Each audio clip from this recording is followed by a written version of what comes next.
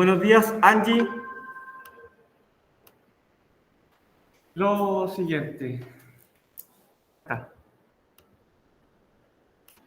Evaluaciones pendientes. La primera pendiente, ahí está. Enio. La realizó, ¿cierto? Claro. Voy a colocar aquí. Listo. De los presentes acá, nadie está en ese listado, ¿cierto? Solamente Enio y yo no lo he borrado solamente. Ya. Nombro. Lisette, Krishna, Marco, Sofía, Montserrat, Benjamín, Sebastián, Melissa, Tomás, invitados a realizar la primera evaluación de filosofía que está colgada en Moodle. Si no, van a ser llamados aquí presencial al colegio. Bien. En segundo lugar, la próxima semana, a partir al revés, entonces. Primera regla del profesor en la sala de clase, ¿cierto? Sí, porque yo estoy hablando y todos están faltando el respeto con el teléfono. Y los audífonos no me gusta verlos tampoco. No visibles. Guardado el teléfono, no sobre la mesa. Me parece inconcebible, impresentable tener el teléfono sobre la mesa. ¿Ya?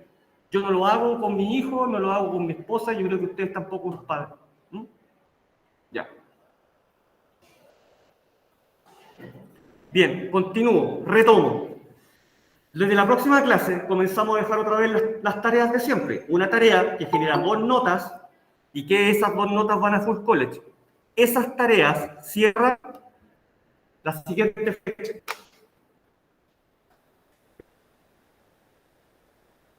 29 de octubre a las 5 de la tarde. ¿Ya? Ese día cierra. Y la próxima prueba de filosofía es la siguiente fecha. Tercero de filosofía es la prueba el 16 de noviembre. Ese día es la prueba a las 3 de la tarde y es la última prueba. Se acabó. ¿Ya? Se acabó el semestre. Se acabó el año en realidad. ¿Bien? Esas son las fechas. Como ya saben, la prueba es mañana. ¿Ya? Y lo que tenemos para hoy día es la síntesis. Por lo tanto, compañeros en su casa y los que están aquí presentes, esta síntesis está estructurada en base a la prueba, no en base al contenido. Por lo tanto, es de mucha utilidad para desarrollar la prueba que es mañana. ¿Ya? Por lo tanto, no dejen pasar esta oportunidad. ¿Bien?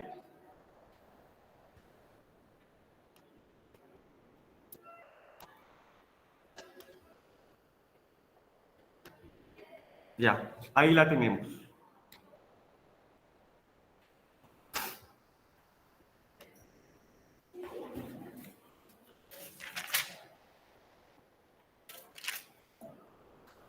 Bien, tenemos nuestra síntesis de la unidad. Estoy grabando, presentando, leyendo sus mensajes. Por favor, me detienen ante cualquier tipo de duda. Porque recuerden, por favor, que si bien tienen que estudiar todo el contenido, ya, esto es lo principal. Esta es la estructura, la columna vertebral de la prueba del día de mañana. ¿Bien? De la prueba del día de mañana a las 3 de la tarde se abre y queda el enlace de emergencia para realizar algún tipo de pregunta, que va a estar abierto entre las 3 y las 4:30. ¿Ya? Profe, acá en casa no se ve, me están diciendo.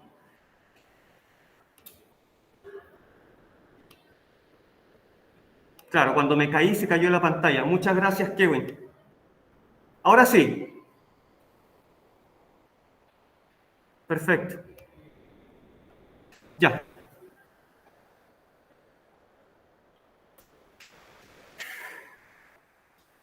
Hace como un mes atrás comenzamos esta temporada, ¿cierto? Y se trató de creer o no creer, básicamente, las creencias, ¿cierto? Creo en una religión o no creo en ninguna y entonces me declaro ateo. Tengo diferentes niveles de ateísmo e incluso puedo llegar a creer en la nada, ya como vimos en la última clase, que más que creer en la nada es creer en nada. ¿Se acuerdan? Con la clase de nihilismo. Entre medio también pudimos establecer que algunas personas creen que desde el nacimiento venimos predeterminados o determinados por ciertas condiciones, como lo vimos en la clase del determinismo. ¿Bien? Vamos a comenzar entonces por el concepto de religión, por la clase 1. ¿Recuerdan entonces esta clase? Partimos con el concepto de religión. Y religión, este conjunto de creencias, ¿cierto? Que de alguna u otra forma todos nos vemos inmersos. ¿Por qué? Porque somos bombardeados continuamente, muy continuamente, con todo tipo de información acerca de creencias y acerca en general de la religión. Esto es un conjunto, ¿cierto? Es un bagaje, una maleta con la que cargamos con creencias, costumbres, ¿cierto? Y que nos enseñan una serie de códigos, es un conjunto de códigos éticos, morales. Desde aquí desprendemos, por ejemplo, el bien y el mal. Desde aquí se entiende por qué muchos de nosotros dejamos simplemente la mochila aquí sin esperar que nadie nos robe, o por qué cuando nos enojamos o se enojan entre ustedes no terminan matándose. ¿Ya? Algo de influencia hay en cuanto a religión. Ahí está subrayado con rojo. Y dice qué está bien y qué está mal. Ese conjunto ético, moral, ¿cierto? Por supuesto, desde aquí salen múltiples preguntas para la prueba. Bien, esto impacta no solamente en nuestro conocimiento, sino que también en la cultura. Ahí tenemos, ¿cierto? Un hindú, tenemos un musulmán, tenemos un pastor evangélico, un sacerdote católico, católico ortodoxo, tenemos un judío, ¿cierto? Impacta hasta en su cultura, porque cada uno de ellos está vestido de manera distinta. O sea, hay un componente cultural también, un modo de ser. No solamente esto, sino que como vimos en la clase, impacta incluso en un modo de ser de cómo somos hasta el día de hoy.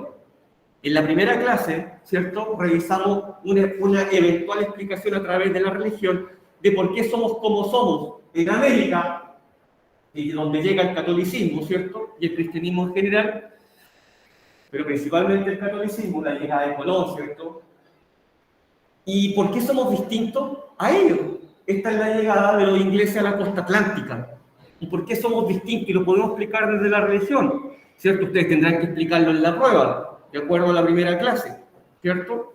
Recordemos que en esta figura llega el catolicismo a las costas de Latinoamérica y resulta que los españoles venían con una mentalidad de no quiero trabajar, porque quiero ser como los nobles. Y los nobles no trabajan. Como los nobles no trabajan, aquí yo voy a hacer que trabajen los indígenas. Ahí podría haber una explicación de origen de por qué somos como somos.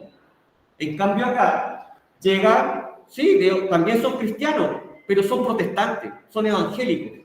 Y tienen una ética protestante que les dice que deben trabajar. Y que solamente el trabajo los hará libres. Y que solamente a través del trabajo pueden llegar a Dios y además enriquecerse.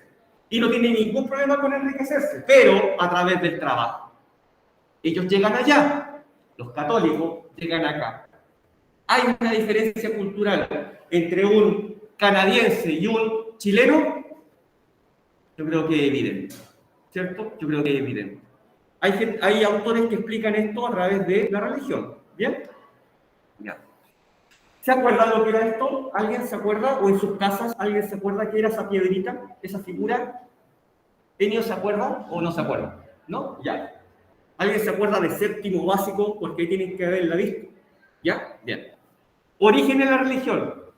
Tendríamos que retroceder tal como religión aproximadamente unos 12.000 años. Vayan recordando lo que era el neolítico, ¿cierto? Cuando el ser humano domestica los animales, por tanto surge la ganadería y también surge la agricultura, ¿cierto? ¿Se acuerdan? Ya. Ahí es cuando surge realmente la religión con dioses de manera politeísta. ¿Por qué? Porque usted me va a decir, oiga, profe, pero antes también podría haber habido una religión porque yo creo en el rayo, yo creo en la lluvia. Sí, pero era de manera simbólica, era un pensamiento simbólico. Ahora ya tenemos una figura. Esa figura, son muchas, no una sola, las descubiertas, le colocamos Venus neolítica. Y es la figura de una mujer embarazada. Y estas figuras se depositaban al interior de una cueva, pensando en que de esa manera la tierra era nuevamente embarazada, ¿ya? Y fertilizada para obtener mejores cosechas, ¿ya? Y son los primeros activos de religión, ¿bien? Con el tiempo, ustedes saben que las religiones se vuelven politeístas, es decir, un Dios para cada explicación, ¿ya? Para que explique cada fenómeno, y todo va hacia arriba. Todo asciende. En la religión, de una forma u otra, todo comienza a ascender. Los vuelos arriba, y se acuerdan cuando revisamos los... Cuidado con la araña, he visto una araña. ¿Una araña? ¿No? Ya. Y abajo, ¿se acuerdan cuando revisamos Roma? El barquero, abajo que había, siempre arriba es el cielo, es Dios, lo bueno. Y abajo Normalmente las religiones comienzan a ubicar el infierno, el Hades, ¿cierto? O a donde nos conduce el barquero en la antigua Roma clásica. Acá tenemos a Ra, ¿cierto? Y ahí arriba no hay que ser adivino, va a identificar que esto está relacionado con el sol, todo Egipto, ¿ya? Y en la religión que ustedes piensen, siempre arriba es Dios, y siempre abajo es la oscuridad, el averno, el infierno, el inframundo, ¿ya? Donde van las personas que no hicieron muchas cosas buenas en la vida, ¿ya? Esto también es séptimo básico, todo tiende hacia arriba, esto es un sigurat, ¿ya? Mesopotamia, tremendo monumento, templo, porque la oración tiende a la altura, ¿bien? Ya. Caracterizamos la religión mientras ven esa imagen que se va a comenzar a mover, ¿cierto? Que habla mucho de la intolerancia religiosa, ¿ya? Muchas personas creen, yo no, me confieso que no, creen que hay un Dios único, ¿bien? Y que ese debe ser defendido a ultranza, incluso mediante la violencia, como vamos a ver en algunas críticas a la religión, críticas que ustedes seguramente van a tener que explicar en la prueba, ¿ya? Eso se lo aseguro, la lámina de las críticas. Siempre una religión se va a estructurar en base a un poder, ¿cierto? En base a un poder que puede ser desde una imagen, una energía, pero un poder superior al ser humano, que es dueño de la vida y de la muerte de los seres humanos, ¿ya? Y atribuye a la vida siempre un valor máximo. No solamente esto, sino que normalmente nos brinda consuelo y esperanza en momentos en que lo necesitamos. Yo les pregunté en esa clase, ¿cuándo nos acordamos de Dios, creamos o no? ¿Se acuerdan? ¿Cuándo la gente se apega más a Dios? Cuando necesita algo. Hay un dicho súper viejo que dice, no hay ateos en las trincheras, ¿ya? Porque cuando uno lo está pasando muy mal, o se da cuenta que está muy cercano a la muerte, ahí es cuando cree en Dios. Yo les dije, en Dios y en la mamá. Ahí todos se acuerdan de eso, ¿ya? Inevitablemente. ¿Por qué? Porque lo vemos como refugio de consuelo y esperanza, ¿ya? Ya. La religión, por supuesto, distingue entre lo bueno y lo malo. Yo les decía a ustedes, pero a través de cierto código moral. ¿Quién de ustedes acá en Chile ha visto a alguien vender a una mujer en 100 camellos? ¿Alguien ha visto eso en Chile? No, ¿cierto? Pero podríamos llegar a verlo en otras religiones y en otras culturas. Eso es una práctica que existe. Por lo tanto, nos brinda códigos éticos, códigos morales y establece qué es lo bueno y qué es lo malo. Y yo creo que todos ustedes se devuelven a devolver el vuelto cuando les dan vuelto de más. ¿Ya? ¿Por qué? Acá está la explicación. No solamente la crianza de nuestros padres, sino que hay un bombardeo continuo de códigos éticos y morales. Y se proyecta siempre a través de símbolos, a través de un texto escrito. ¿Ya? Todos hemos escuchado hablar de la Biblia y al menos algo conocemos, seamos cristianos o no seamos cristianos. Hay la religión en la que ustedes se presenten o que estudien, van a encontrar un libro. Para los musulmanes será el Corán, para los judíos será la Torá. Buen día. Y para los mormones será la perla de gran precio, ¿cierto? Y cada religión tiene su propio libro sagrado, donde salen escritos, ¿cierto? Una serie de rituales. Por ejemplo, ¿alguien ha ido a una misa católica? ¿Sí? ¿Ah? Ya. ¿Conoce el momento de la consagración? ¿Cierto que sí? Ya. Para los católicos, esa no es una representación. Teléfono. Esa no es una representación, ¿usted lo sabía?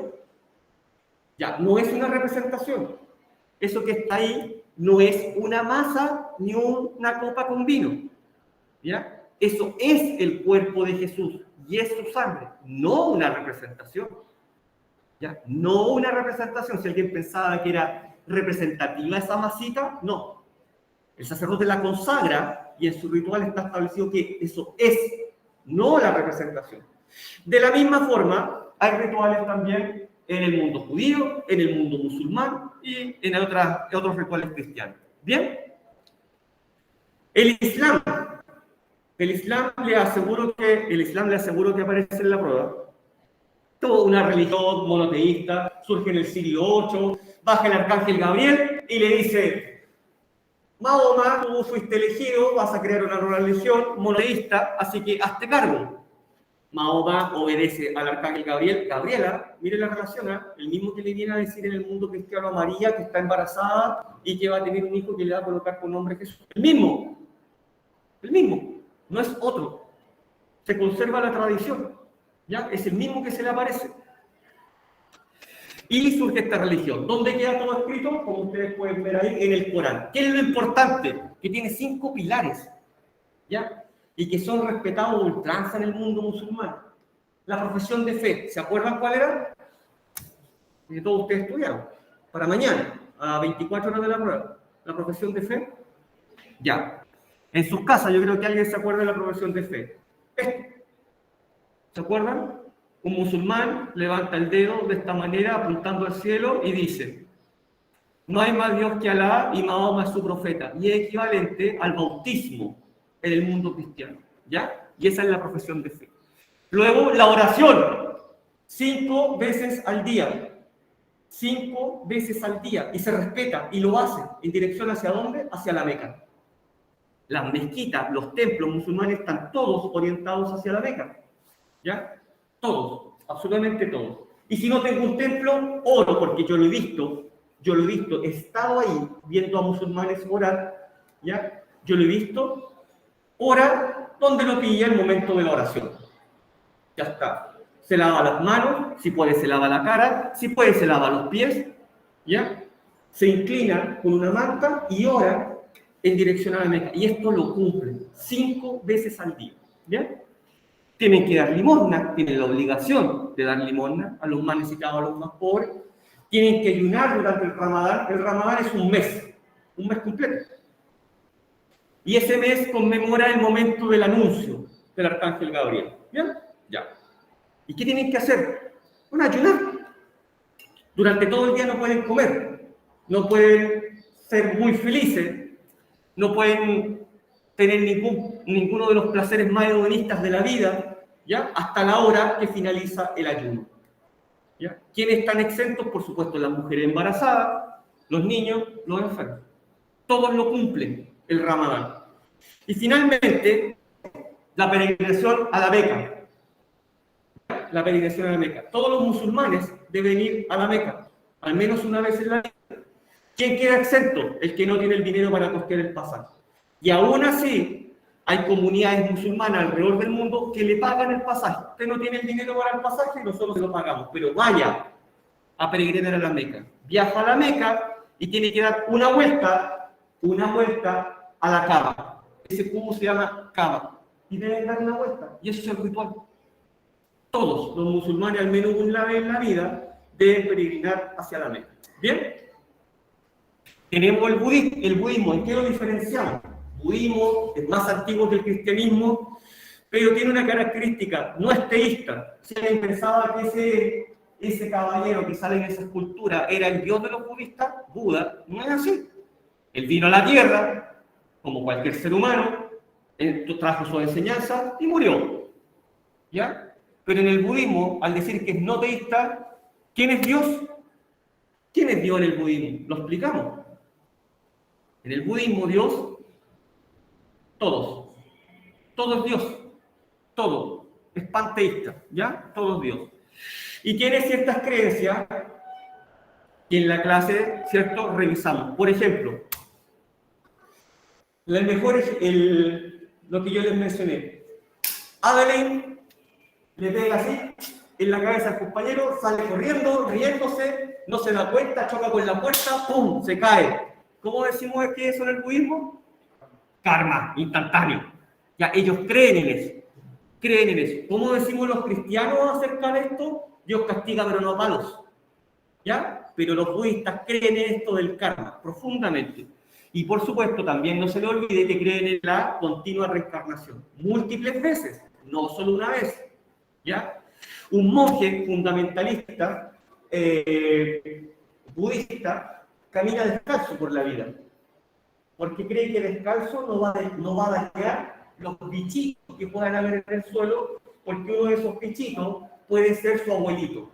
Esto es real. Esto es real. Cuando cultivan, tienen cuidado de recoger las lombrices.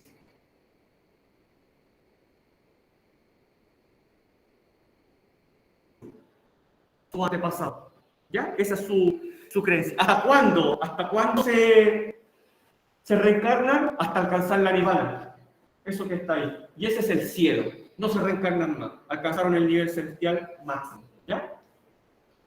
¿Hay crítica a la religión? Por supuesto, me las van a tener que explicar en la clase. Desde ya, ¿cierto? Partimos con el cristianismo, la quema de brujas, ¿cierto?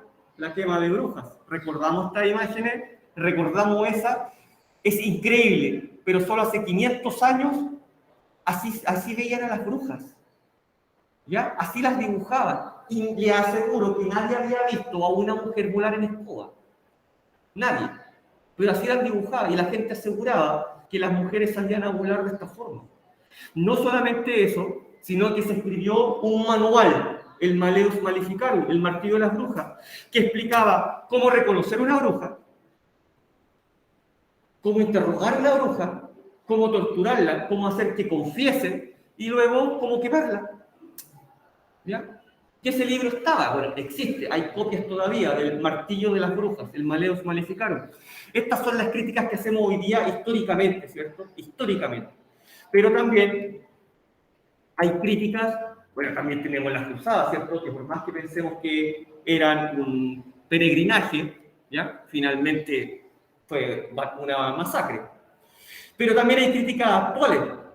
Ustedes conocen estos casos, los vimos en clase, acerca de abusos sexuales, ¿cierto? A redes de pederastras al interior de las diferentes iglesias, una acumulación excesiva de patrimonio. Vean, por favor, 4.000 millones de euros en 2019, multipliquen esa cifra por aproximadamente 800 pesos y se van a sorprender, ¿ya? En el Vaticano, no que estamos para ayudar a los pobres del mundo. Y se levanta la crítica, ¿ya?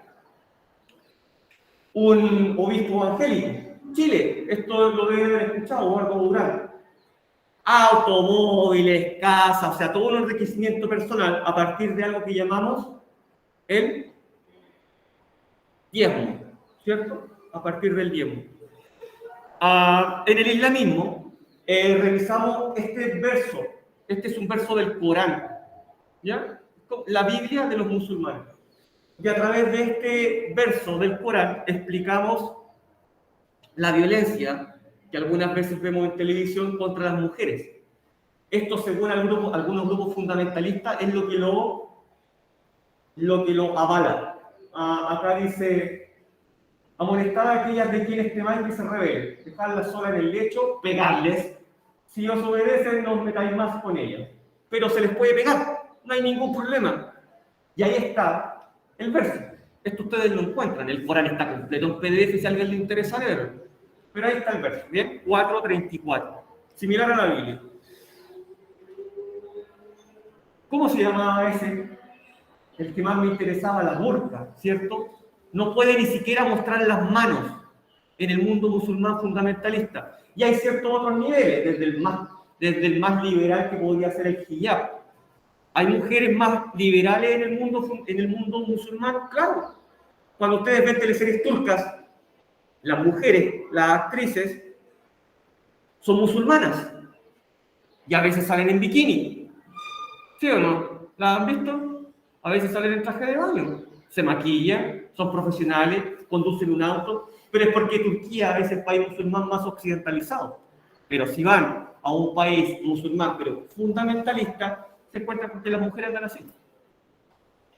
Y ese es un poco más liberal porque miren lo que se le ve. Los pies. Y no deben mostrar los pies tampoco.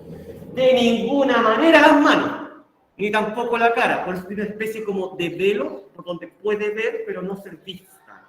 ¿Ya? Y eso en el mundo fundamentalista musulmán. Ahora pregunto, ¿qué opinan ustedes si una mujer musulmana, fundamentalista, que anda vestida así, llega a Chile, migra y quiere andar vestida así? ¿Qué hacemos? ¿Se lo prohibimos?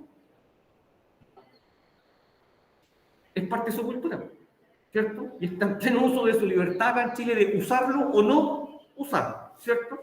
Aquí nadie, a diferencia de allá, aquí nadie se lo exige. Pero tampoco nadie le debería obligar a sacárselo. En muchas partes, en Copiapó, donde yo vivo en Villa Alemana, yo he visto mujeres así. ¿Alguien ha visto? Mujeres con hijab, sí ha visto, ¿cierto? Y ya está, ya está. Yo no sé si era musulmana o no, pero me llama la atención, porque he visto muchas mujeres con hijab. ¿Mm? Ya, ahí está Turpini. ¿Qué opina, Ale? ¿Cómo está ese modelito? Ya voy a interpretar eso como cualquier cosa. ¿Se acuerdan de este caso de la revista Charlie Hebdo? ¿Ya? Porque a esto llega el fundamentalismo musulmán. ¿Ya? La figura, la imagen de Mahoma, el profeta de los musulmanes, no se puede dibujar. Y esta revista no se puede representar de ninguna manera. Y esta revista lo dibujó desnudo y la publicó la revista. Bueno, pasaron unos días y un grupo fundamentalista musulmán atacó la revista y mató aproximadamente a 12 periodistas, a 12 personas que trabajaban en la revista. ¿Por qué? Por haber dibujado a Mahoma. Ahora yo les pregunto, ¿han visto alguna vez una protesta, un llamado a una protesta internacional feminista en un país musulmán fundamentalista? ¿Alguien la ha visto? ¿Saben lo que les pasaría? Las matan. Las matan. Las matan. ¿Bien? Y ahí tenemos algunas de las reglas del Talibán, ¿cierto? En Afganistán, que está prohibido el trabajo femenino, ¿cierto? Ningún extraño debe oír la voz de una mujer, por lo tanto no se puede reír, no puede caminar con tacos, no se puede maquillar, no puede subirse a un taxi sin la compañía de un hombre, no pueden hacer deporte, no se puede educar,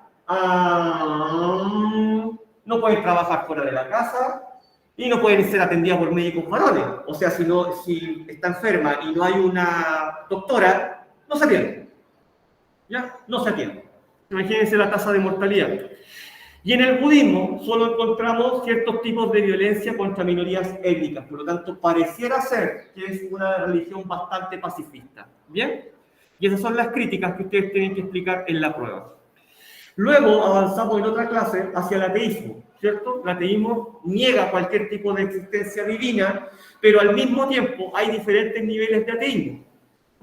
Desde un ateísmo fuerte, que es el que niega absolutamente todo y no le interesa nada con respecto a una divinidad, un Dios, una entidad sobrenatural, no necesita un creador, no le interesa, hasta un ateísmo débil, negativo, ya en que ya se vuelve más flexible. Yo podría llegar a creer en algo, o podría llegar a discutir en algo. Mira, no lo niego, pero podría ser.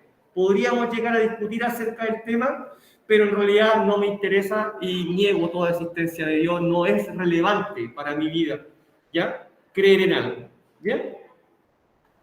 Y este argumento, y el otro, por supuesto, este es el cosmológico, y el siguiente argumento, el teleológico, tendrán que explicarlo en detalle en la prueba. Enio, ¿se acuerda de este? ¿Lo puede explicar hoy a 24 horas de la prueba? No. ¿Estudió? Ya. ¿Va a estudiar hoy? ¿Sí? Ya. Bien, el argumento, vamos con el argumento cosmológico. ¿Alguien se acuerda de este plato de comida? ¿Sí? El plato comida, ¿cierto? Entramos a una habitación y resulta que no hay, al contrario, hay un plato de comida servido, está ahí, pero no sabemos quién lo sirvió, pero no nos podemos al mismo tiempo explicar cómo llegó ese plato ahí, cómo llegó ese plato de comida y quién lo puso ahí. Si nosotros no lo cocinamos y está perfectamente ordenado, cocinado, lo probamos y está espectacular. ¿Cómo llegó ese plato de comida ahí? Bueno, el argumento cosmológico tiene una explicación y lo relaciona con la creencia en Dios. O sea, es un argumento en contra del ateísmo. ¿Ya? ¿Qué nos dice? Dice también que si encontramos una foto de nuestra abuelita, ¿cierto? Una foto de nuestra abuelita, alguien tuvo que haber tenido una cámara y ese alguien debió haber apretado el botón en la cámara, ¿cierto? Ya. O sea, hay alguien que tuvo que haber hecho algo antes del plato de comida o algo antes de tomar la foto. Es inevitable. No pudo haber llegado ahí solo, no fue un chispazo de energía. ¿Ya? Por un chispazo de energía no se cocinó el plato, ni por un chispazo de energía no sacaron la foto de nuestra abuelita, sino que inevitablemente tiene que haberlo hecho una entidad divina, porque no hay nadie más ahí, y es tan perfecto, que solamente Dios, o un Dios, no necesariamente el cristiano, tiene que haberlo hecho, ¿ya? Y este es el argumento cosmológico, ¿bien? Vamos caminando, recordaré este argumento, ¿cierto? El teleológico. ¿Alguien lo recuerda? Bien. El argumento teleológico. Vamos caminando y resulta que nos encontramos con una piedra. Una piedra como esa, ¿ya? Y nos preguntamos cómo llegó ahí. Simplemente podríamos responder, siempre ha estado aquí. Siempre ha estado aquí, ¿ya? No interesa, siempre ha estado aquí. ¿Mm? ¿Qué? La piedra. El argumento teológico se basa en la teoría, ¿no? Sí, por supuesto, ambas son teorías. Son teorías porque ¿quién ha visto a Dios? Claro, son teorías elaboradas y que usted podría refutar. Podría decir, yo no estoy de acuerdo por este motivo, como ya vamos a ver en la siguiente diapositiva. Súper. Pero ahora nos encontramos con un reloj. Pero un reloj de este tipo. No digital, análogo. Y nos preguntamos, ¿y cómo llegó el reloj ahí? Primero que todo, ¿quién lo puso ahí? Similar un poco al anterior. ¿Quién puso ese reloj ahí? Recogemos el reloj, lo abrimos y nos vamos a dar cuenta que es perfecto, que tiene una serie de mecanismos, de tuercas, de tornillos, de resortes, y que el puntero con el horario y con el segundero no chocan nunca. Giran alrededor de un círculo, pero no chocan nunca. Y además de que no chocan nunca entre sí, marcan la hora.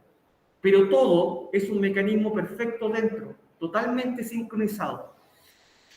¿Quién hizo eso? Un relojero, que es un experto en fabricar relojes de este tipo. Por lo tanto, cuando miramos el universo, nos podemos preguntar, ¿y quién entonces creó este caos, pero este caos perfecto? Por lo tanto, quien construye esta teoría teleológica dice Dios. Porque cuando se cae una manzana, cae, no sube, siempre cae. Eso es perfecto, ¿ya? Cuando vemos el universo, vemos que los planetas giran alrededor del Sol en una órbita perfecta y nunca chocan entre sí. Y que al mismo tiempo, ese movimiento que efectúa la Tierra da origen a las estaciones del año de manera perfecta, ¿ya? Sin las estaciones del año no podríamos comer todos los frutos que comemos, no tendríamos una economía, no podríamos sobrevivir. Por lo tanto, ¿quién pudo haber hecho esa perfección caótica que es el universo? Solamente un ser divino como Dios, nadie más. Y ese es el argumento teleológico.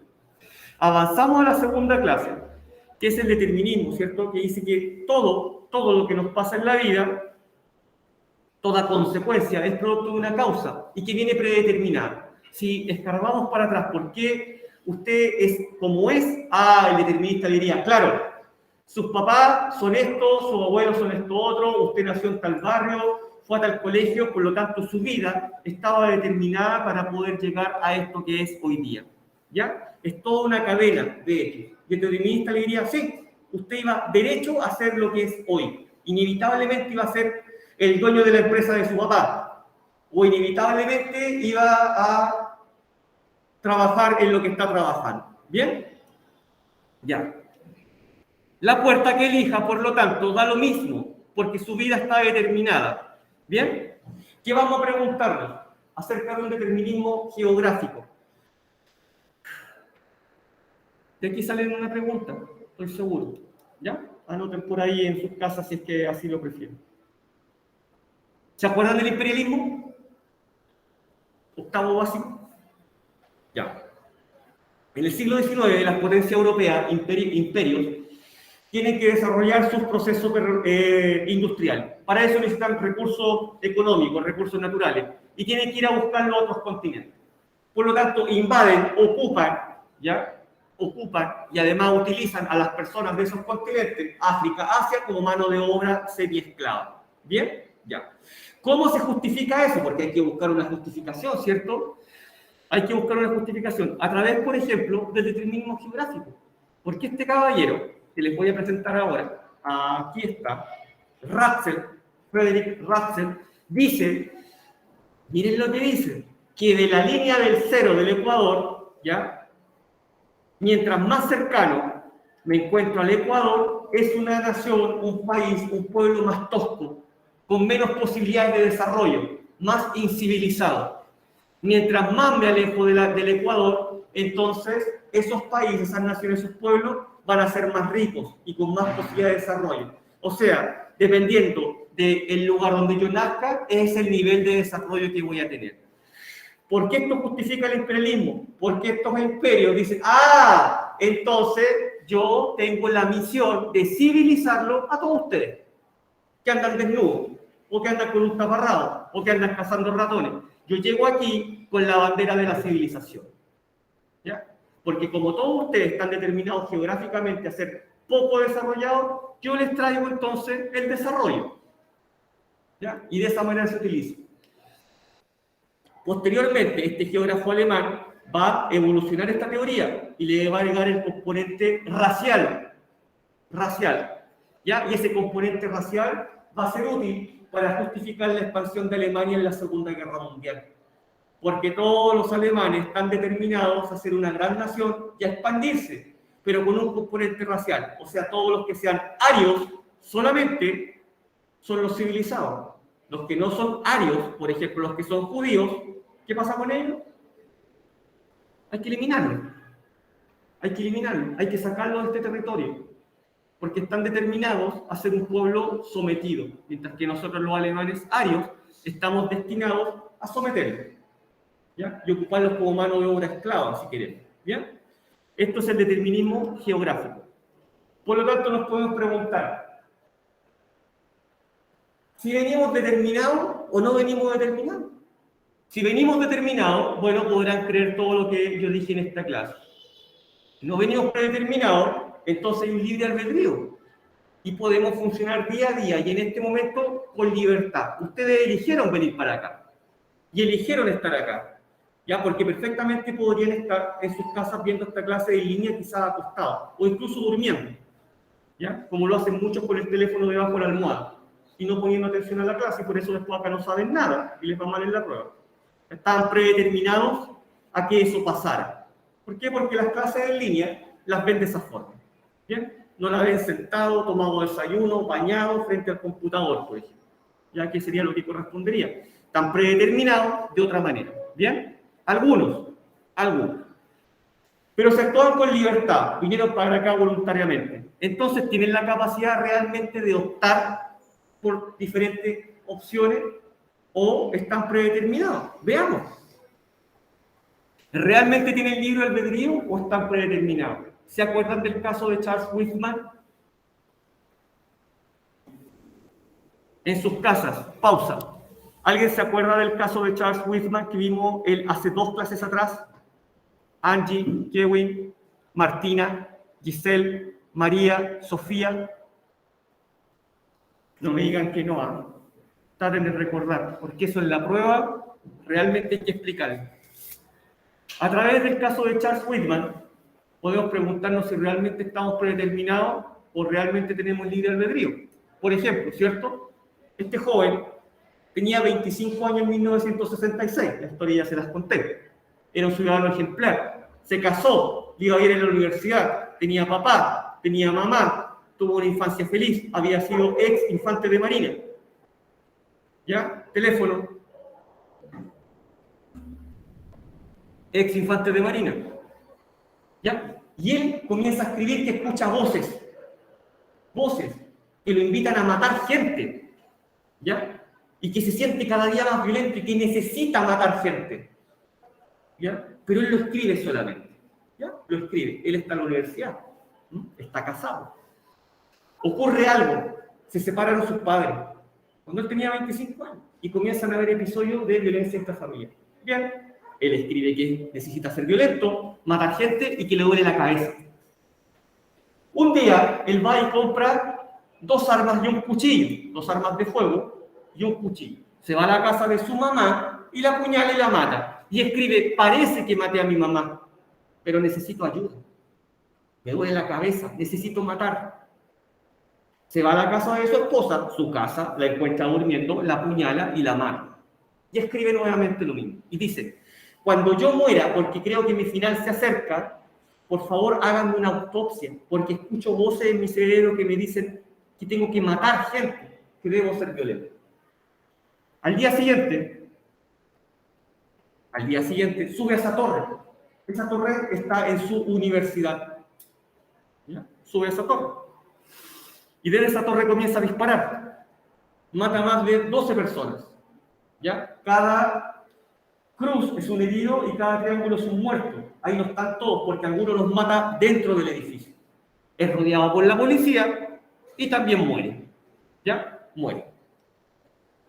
Se le hace la autopsia y se le encuentra un tumor al lado de la amígdala cerebral que controla las emociones. Entonces nos podemos preguntar, ¿este caballero, Charles Whitman, venía determinado a hacer lo que hizo? ¿O actuó con total libertad? Yo creo que venía determinado. En algún momento se iba a estallar. Quizás el detonante fue la separación de los padres. Quizás podría ser. Pero tarde o temprano iba a pasar. Muchas veces también escuchamos, oye, murió X persona. ¿De qué murió? De un ataque al corazón. ¿Cuántos años tenía? 30 años. Nunca había mostrado ningún síntoma. Yo conozco casos de ese tipo. ¿Nunca han visto los futbolistas cuando se desmayan? ¿En paro? Ya. Nunca nadie lo había pesquisado, nunca había tenido un problema y se murió. ¿Ya? Y algunas personas decían, venía predeterminado, venía listo, dice la gente. Ya tenía ese problema y en algún momento iba simplemente a detonar. Por lo tanto, ¿no será que la genética, al menos en este caso, yo no lo aseguro, pero la genética podría intervenir, pudo haber intervenido en la vida de Charles Whitman? Pudo haber sido, muy probablemente, ¿ya? Muy probablemente. Y que esos hechos violentos hayan detonado en lo que pasó. Entonces nos preguntamos, ¿que el asesino nace o se hace?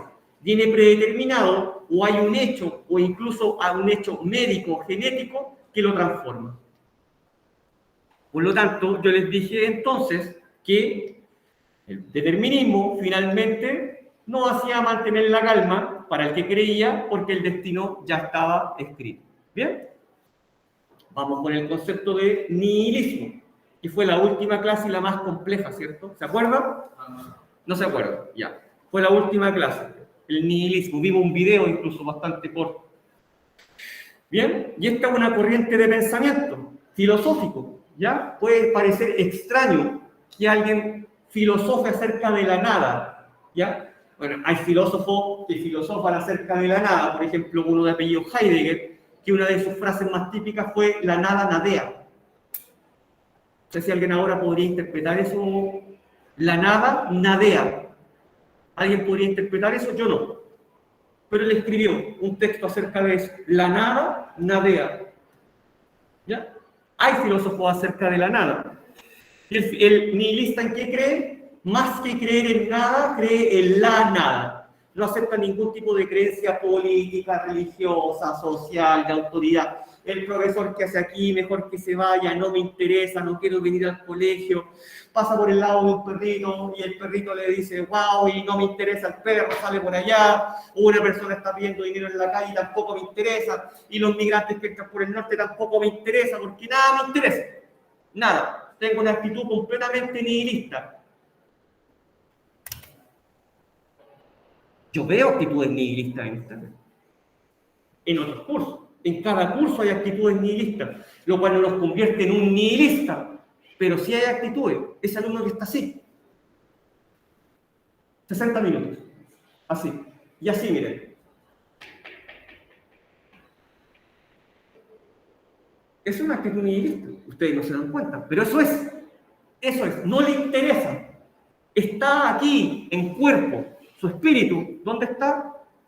No lo sabemos. ¿Ya? Por otro lado, el nihilista tiene esa actitud porque cree que la vida es dolor. ¿Cierto? Y eso es algo que ustedes tienen que explicar en la prueba. La vida es dolor. Es el infierno. ¿Cuándo va a terminar esta vida? No entiende por qué la gente se sigue reproduciendo, por ejemplo. Ya no entiende por qué la gente insiste tanto en reproducirse. ¿Para qué traer más gente al mundo si la vida es tan dolorosa, tan infernal? ¿Ya? Nihilista. finalmente no cree en nada. ¿Bien? Ahí está el nihilista con su paraguas anti todo. Bloqueo. Dios, espíritu, Dios, abstracción, nación, Estado, religión, todo. Si alguien les dijo que el Joker era un nihilista, no, el Joker era un anarquista. No se vayan a confundir. Bien, y aquí tenemos algunas características. Niega todo lo que pretenda un sentido superior de autoridad religiosa, política, económica. No cree en ninguna utopía, no cree en ningún sistema de gobierno, en ningún sistema de político, absolutamente nada. ¿Ya? Por lo tanto, la vida carece de todo significado. Ahí está, ¿cierto? Tira a la basura religiones, sistemas políticos, no le interesa nada, ¿ya? No le importa nada, y así ve el vaso nihilista. ¿Cómo lo ve? No lo ve, pues. No lo ve. ¿Si en qué cree? En nada, en la nada. Por lo tanto, no lo ve. ¿Por qué coloco estos vasos? Porque muchas veces se confunde con un pesimista. Y el pesimista sí ve algo de lo malo. Acá está el pesimista, del vaso medio vacío. ¿Ya? Ahí está el pesimista. El otro día me dijeron, el nihilista es un amargado. No, tampoco es un amargado. ¿Ya? Porque al amargado hay cosas que no le gustan. ¿Ya? Pero el nihilista no ve nada. Simplemente no ve absolutamente nada. Porque no le interesa nada. ¿Se acuerdan del video? Ese personaje estaba mirando hacia el horizonte. ¿Ya? No esperaba nada ni sentía nada. ¿Bien? Dios ha muerto. Y esto es algo que tienen que explicar en la prueba. Dios ha muerto, ¿cierto? Ya. Este autor, Friedrich Nietzsche, lo revisamos en la última clase con detalle, ahora lo vamos a sobrevolar solamente. ¿Ya? Dios ha muerto, esto queda escrito en un libro que se llama La Gaia Ciencia, escrito por Nietzsche, filósofo alemán. Miren los años en los que vive. Y ahí van a encontrar la explicación de muchas cosas que escriben. Bien, una persona llega a un pueblo, llega a un lugar con un farol y dice, Dios ha muerto y nosotros lo hemos matado.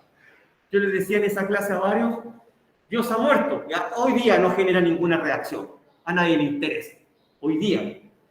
Bueno, en este tiempo sí. Dice, Dios ha muerto y nosotros lo hemos matado. Todos se ríen, ¿cierto? Todos se ríen. Pero inmediatamente se acuerdan, con estupor, que ya son una sociedad atea. No creen en Dios. Por lo tanto, ¿qué les va a sorprender si alguien les dice que Dios ha muerto? Era lo que faltaba, la guinda a la torta. Dios ha muerto. Ya, esa era la guinda a la torta. Dios ha muerto. Por lo tanto, Nietzsche, en el mundo de la filosofía, siempre es recordado como quien mató a Dios. ¿Bien? Ya. Esto es trascendental. Trascendental la muerte de Dios para la filosofía, la declaración que hace Nietzsche.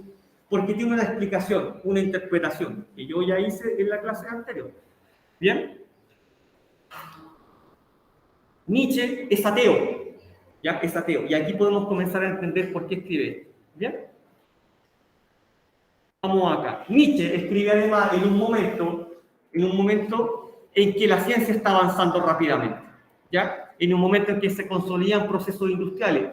Por eso dice que entonces Dios ha muerto, ¿ya? Dios ha muerto y ha dejado un vacío, porque ya toda la sociedad se está preocupando de otros valores, de otros principios. Por ejemplo, lo que le interesa en la ciencia. El resto de los valores de ese conjunto de códigos éticos y morales ha quedado atrás, ¿ya? Es la vieja sociedad conservadora, esa vieja familia conservadora. Ha quedado atrás y había que dejarla atrás. Pero ahora que murió Dios, ¿con qué llenamos ese vacío? Miren esta persona. Tiene un vacío redondo e intenta llenarlo con algo cuadrado. No tiene con qué llenarlo. Como no tiene con qué llenarlo, ¿cómo interpretamos eso? Con que ya nada tiene sentido. Porque Dios murió. Y como Dios murió, ¿con qué llenamos ese vacío ahora? Por lo tanto, ¿tiene sentido la existencia humana? ¿Qué es esto? Dios murió y entonces la sombra del nihilismo nos empieza a cubrir. Porque desde que Dios murió, no nos importa nada. ¿Ya? No nos importa absolutamente nada. Murieron con Él todos sus antiguos valores, principios morales y éticos. ¿Ya? ¿En qué vamos a creer ahora? ¿Creemos en una sociedad de este tipo? ¿Eso podría llenar ese vacío que dejó la muerte de Dios? ¿O en superstición, en el gato negro, no pasar por debajo de una escalera? ¿Cómo llegamos a Dios nuevamente y cómo ascendemos? O no a Dios, ¿ya? Sino que a lograr una civilización más evolucionada, que ascienda, ¿cierto? Que ascienda. Bueno, Nietzsche dice que hemos pasado toda una vida hasta la muerte de Dios, basados en una religión que en realidad era una droga, ¿ya? Era una droga que nos hacía pensar tanto en la vida siguiente que nos olvidamos de nuestra vida porque estábamos preocupados de qué iba a pasar después de nuestra muerte, en la siguiente vida. Nos dejó de interesar tanto el cuerpo y el espíritu. A un nihilista no le interesa nada el cuerpo, ¿cierto? Que la gente tuvo que crearse un espíritu en la otra vida, ¿ya? Porque al nihilista no le interesa su cuerpo, el cuerpo es nada. ¿Para qué se va a bañar? ¿Para qué se va a cambiar ropa? Eso es nada, no le interesa. Por lo tanto, es un asco de vida, ¿cierto? Eso es lo que piensa el nihilista. ¿Cómo renovamos estos valores, estos principios, esta sociedad? Nietzsche dice que con la muerte de Dios, ahora somos libres. Recién ahora somos libres y podemos comenzar a construir algo nuevo. Y eso nuevo, ¿quién lo va a construir? Por supuesto que lo va a construir... ¿Quién? No Superman. No, el superhombre. El superhombre. Y el superhombre es una nueva generación de personas, ¿ya? Que busca una renovación, ¿ya? Una renovación, una nueva sociedad, con nuevos códigos éticos y morales, pero no basado en una conducta religiosa, sino que basado en la preocupación por su propia vida, ¿ya? Eso va a ser el superhombre. Yo les expliqué también que el superhombre, hoy día, muy probablemente, sea la generación de ustedes. El problema es que ustedes no quieren. ¿Ya? No quieren, no es que no puedan, no quieren. ¿Ya? La generación de ustedes es una nueva generación muy nihilista. Muy nihilista. ¿Ya? Muy nihilista. Si aquí el curso estuviera completo, todo, y sacaran una foto, ustedes me dirían la sombra del nihilismo, ¿cierto? Tal como dice Nietzsche. ¿Bien? Esa fue la clase, y esa fue la síntesis, y esa es la estructura, la columna vertebral de la prueba que tenemos mañana a las 3 de la tarde. ¿Bien? ¿Alguna pregunta acá en la sala de clase o alguna pregunta en sus casas